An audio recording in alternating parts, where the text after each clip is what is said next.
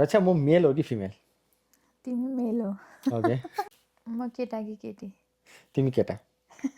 रक्षा म रासपाको नेता हो? होइन। ओके। के म एमालेको नेता हो? कस्तो म काङ्ग्रेसको नेता हो? होइन। ओके। अब एमालेको मलाई त केपी ओली, महेश बस्नेत, केपी ओली, अरू त मलाई को थाहा। के म केपी ओली हो? तिमी केपी ओली होइन? यति सजिलो त के दिन्थ्यो। रक्षा म 40 वर्ष माथिको नेता हो?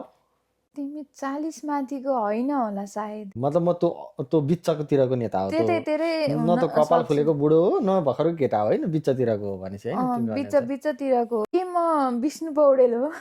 तिमी विष्णु पौडेल होइन? रक्षा के म एमालेको नेता हो? होइन। ओके।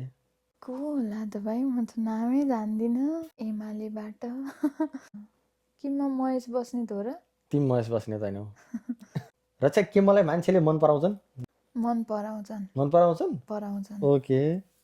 म 30 वर्ष माथिको हो? तिमी 30 वर्ष माथिको। के म जुम्लाबाट उठेको मान्छे हो?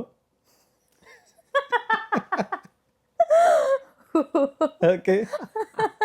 मलाई तिमीले त अदवैँसी त हुन्छ नि 40मा कन्फ्युज भयौ त तिमी, त्यो उमेरको भनेपछि मलाई त्यो शङ्का लागेको थियो कि। के म गोकुल बास्कोटा हो? तिमी गोकुल बास्कोटा होइनौ, तर तिमी एकदम क्लोज थियौ। के म ज्ञानेन्द्र साई हो? तिमी चाहिँ योगेश भट्टराई हो। तिमीले नाम सुनेको थियौ योगेश भट्टराईको? सुनेको थिएँ, त्यही त नाम त सुनेको थिएँ, तर मलाई एमालेको हो भन्ने थाहा थिएन मलाई।